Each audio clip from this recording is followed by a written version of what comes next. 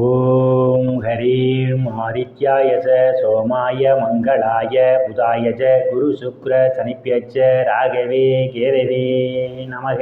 உலகை கட்டி காக்கும் பரமேஸ்வரம் பார்வதியின் திருவருளால் அனைவரும் நலமுடன் வாழ அந்த எல்லாம் வல்ல இறைவனை வணங்கி நேரில் அனைவருக்கும் எனது அன்பான வணக்கங்களை தெரிவித்துக் கொள்கின்றேன். நாம் இன்றைய பதிவிலே நாம் பார்க்க இருப்பது குரோதி வருட தமிழ் புத்தாண்டு பலன்கள். பிறக்க இருக்கின்ற குரோதி வருட தமிழ் புத்தாண்டு அனைவருக்கும் அனைத்து செல்வச் செழிப்பு பெற்றும் கிடைக்க அந்த எல்லாம் வல்ல இறைவனை வணங்கி வேண்டுகிறேன். வருடக்கோள் என்று சொல்லக்கூடிய குரு பகவான், சனீஸ்வர பகவான், ராகு கேது பகவான், இந்த 4 கிரகங்களுடைய பயணத்தையும் பார்வை வைத்து பலன்கள் எடுக்கப்படுகிறது.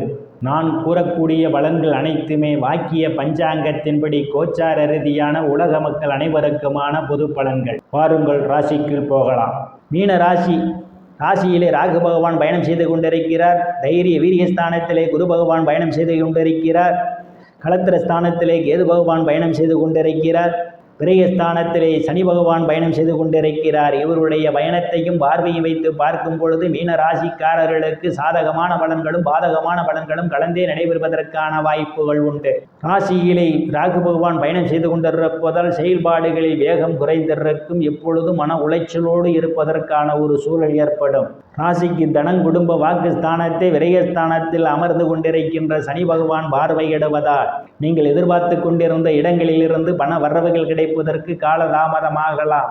நீங்கள் கொடுக்கல் வாங்கல் செய்யும் போது நம்பிக்கையான நபர்களுடனே பணம் கொடுக்கல் வாங்கல் செய்வதே மிகவும் நல்லது. பண விஷயத்தில் எச்சரிக்கை தேவை. தைரிய வீரிய ஸ்தானத்திலே ராசிநாதன் குரு பகவான் பயணம் செய்து கொண்டிருப்பதால் தைரியமாக எதிரிகளை வெல்லக்கூடிய ஆற்றல் உங்களுக்கு உண்டு. இளைய சகோதர சகோதரிகள் மூலமாக சிலருக்கு பொருளாதாரம் மேம்படும். சிறு குறு பயணங்களால் அனுகூலமான பலன்கள் உண்டு. சிலருக்கு கடித போக்குவரத்தால் அச்செய்தியில் கிடைப்பதற்கான வாய்ப்புகள் உண்டு. ருணரோக சத்துரு ஸ்தானத்தை சனீஸ்வர பகவான் பார்வையிடுவதால் ஏற்கனவே கடன் பிரச்சனையில் இருப்பவர்களெல்லாம் கடனிலிருந்து மீள்வதற்கான வாய்ப்புகள் உண்டு. உடல் ஆரோக்கியத்தில் ஏதேனும் பிரச்சனைகள் இருந்தால் உங்கள் உடல் ஆரோக்கியம் மேம்படுவதற்கான சூழல் ஏற்படும். எதிரிகளால் இதுவரை இருந்து வந்த பிரச்சனைகளிலிருந்து எதிரிகளுடன் நல்ல நட்புணர்வு ஏற்படும். களத்திர ஸ்தானத்திலே கேது பகவான் அமர்ந்து கொண்டிருக்கிறார். கேது பகவான் அமர்ந்து கொண்டிருந்தாலும் குரு பகவானுடைய பார்வை களத்திர ஸ்தானத்திலே விடுவதால் திருமண வயதுடைய ஆண் பெண் இருபாளருக்கும் இதுவரை இருந்து வந்த திருமண தடைகளெல்லாம் விலகுவதற்கான வாய்ப்புகள் உண்டு. கணவன் மனைவியிடையே ஒரு அந்யோன்யம் நிகழும். வேலை விஷயமாகவும் கருத்து வேறுபாடு காரணமாகவும் பிரிந்த தம்பதிகள்லாம் ஒன்று சேர்வதற்கான வாய்ப்புகள் உண்டு. பங்காளிகளுடன் இதுவரை இருந்து வந்த பிரச்சனைகளிலிருந்து பங்காளிகளுடன் நல்ல நட்புணர்வு ஏற்படும். கூட்டுத் தொழில் செய்பவர்களுக்கு கூட்டாளிகளுடன் நட்புணர்வு ஏற்படும். கூட்டுத் தொழிலால் அபரிவிதமான லாபத்தை பெறுவதற்கான வாய்ப்புகளும் சிலருக்கு உண்டு.